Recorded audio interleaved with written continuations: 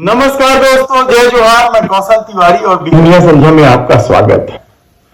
धर्म की आग लेकर अपने काले कारनामों को अंजाम देने या अधर्म का खेल खेलने में माहिर मोदी सरकार की फेहरिस्त में कल एक और कलंक तब जुड़ गया जब हत्या और बलात्कार के केस में उम्र कैद की सजा काट रहे गुरमीत राम रहीम को पैरोल पर छोड़ दिया गया। इस बार पैरोल 50 दिन का है। इससे पहले 2 साल के भीतर उन्हें 7 बार छोड़ा गया है और 4 साल के भीतर 9 बार छोड़ा गया है। आखिर बलात्कारियों के प्रति भारतीय जनता पार्टी या मोदी सरकार का इतना प्रेम क्यों है? बलात्कारियों के प्रति हम इसलिए कह रहे हैं क्योंकि यह पहली बार नहीं हुआ है जब हत्या और बलात्कार के आरोपियों के साथ मोदी सरकार खड़ी दिखाई देती है। फेहरिस्त है, बेहद ही लंबी फेहरिस्त। प्रदीप सेंगर से लेकर बिल्किस बानो के बलात्कारियों और हत्या के दोषियों की समय रिहाई की बात हो या अमरमणि त्रिपाठी, चिन्मयानंद, कठुआ बलात्कार केस के आरोपियों का किस तरीके से स्वागत किया गया वह भी इस देश ने देखा है। यानी बेटी बचाओ बेटी पढ़ाओ का नारा लगाओ और बलात्कारियों को संरक्षण दो। हाल में ही बनारस हिंदू विश्वविद्यालय में भी जो 3 आरोपी पकड़ाए वे भी भारतीय जनता पार्टी के ही पदाधिकारी थे और शायद यही वजह है कि कल लोग कहने लगे कि बात तो राम को लाने की थी तो फिर राम रहीम कैसे आ गए बाहर? क्या लोकसभा चुनाव के कारण 7 बार 2 साल में जब उन्हें निकाले गए तो उसमें से एक बार की बात को छोड़ दें तो 6 बार राम रहीम तब पैरोल से जेल के बाहर आए थे जब चुनाव नजदीक रहा या चुनाव का समय था। यानी भारतीय जनता पार्टी बलात्कारियों के आसरे चुनाव लड़ती है और जीतती है, ये बड़ा सवाल। किसानों ने जब मोदी सत्ता की आलोचना की, अत्याचार के खिलाफ आवाज उठाई तो उन्हें भी देशद्रोही और हिंदू विरोधी करार दिया गया। गद्दार, पाकिस्तानी, खालिस्तानी के तमगों से नवाजा गया। ये लागू करने को लेकर जब एक बड़ा वर्ग आंदोलन करने लगा तो उन्हें भी देशद्रोही के तमगे से नवाजा गया। और जब मजदूर, किसान, युवा, कोई भी हो, वाहन चालक मोटरयान अधिनियम को लेकर सड़क पर उतरे तो उन्हें भी देशद्रोही कहा गया। क्या आंखों में पट्टी इतनी गहरी बांध दी गई है कि धर्म के नाम पर अधर्म के खेल की करतूत ही लोगों को दिखाई नहीं दे रहा है? क्या कुछ इस देश में हो रहा है? और क्या यही वजह है राहुल गांधी भारत जोड़ो न्याय यात्रा निकाल रहे हैं और न केवल न्याय यात्रा निकाल रहे हैं बल्कि उनकी इस यात्रा में लोगों की हुजूम निकल पड़ी है राहुल गांधी को देखने के लिए या उनकी बात सुनने के लिए?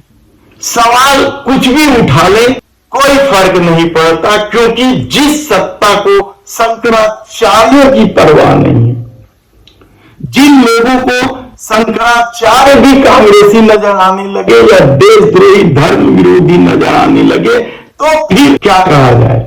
किसी भी मामले में आप देख लीजिए, आप कल्पना कर सकते हैं कि यदि राम मंदिर का मामला सामने नहीं आता या 22 जनवरी को प्राण प्रतिष्ठा समारोह को इतना भव्य नहीं बनाया जाता तो इस देश के मुद्दे क्या होते? जिन युवाओं को इस मंदिर के चक्कर में छोड़ दिया गया है, उनके रोजगार छीने जा चुके हैं। बेरोजगारी चरम पर है, बेलगाम है। लेकिन सत्ता यह अच्छी तरीके से जानती है कि धर्म किसी भी नशे से बहुत बड़ा नशा है, और शायद यही वजह है कि बेरोजगारी का मुद्दा ना उठे, इसलिए लोगों को धर्म का झंडा पकड़ा दिया गया। महंगाई चरम पर है और पूजा पाठ ज्यादा कौन करता है?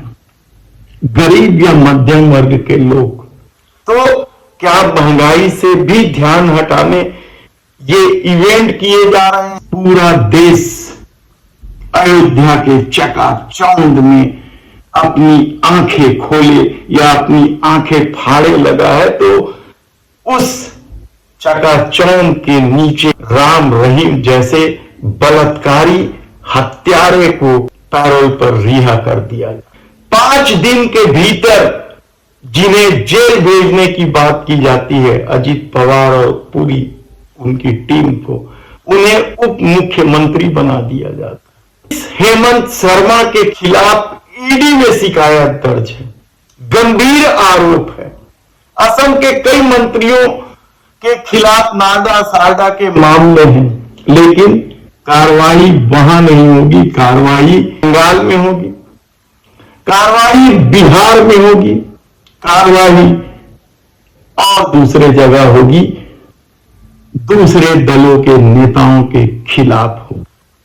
लेकिन कल जिस शान से 7 गाड़ियों के काफिले के साथ राम रहीम बाहर आए, उसके बाद लोगों ने तो सीधे सीधे यह आरोप लगाना शुरू कर दिया कि राम को लाने का वादा करके राम रहीम को लाने की कोशिश क्या मोदी सरकार पर भारी पड़ेगी।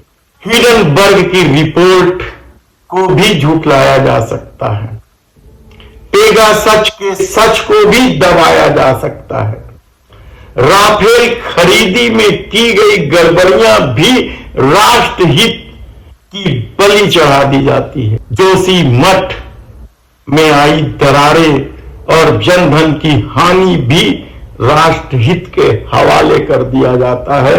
लेकिन शायद लोगों की आंखों में धर्म की पट्टी इतने गहरे जोर से बांध दी गई है कि उन्हें यह करतूत दिखाई नहीं देता।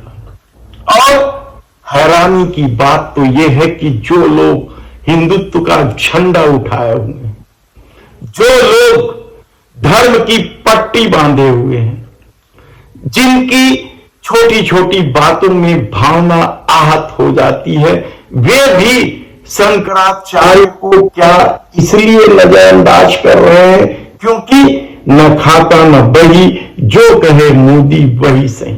तब सवाल उमा भारती का कहां रह जाता है? वह चीख रही हैं, चिल्ला रही हैं कि सब कुछ गलत हो रहा है।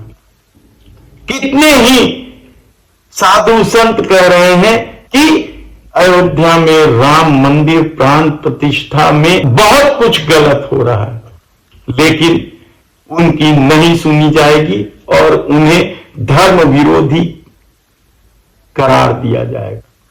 तब सबसे बड़ा सवाल राम रहीम के निकलने का नहीं है, सबसे बड़ा सवाल तो यह है कि क्या इतनी लंबी फेहरिस्त के बाद भी मोदी के प्रति विश्वास क्यों जमा हुआ है?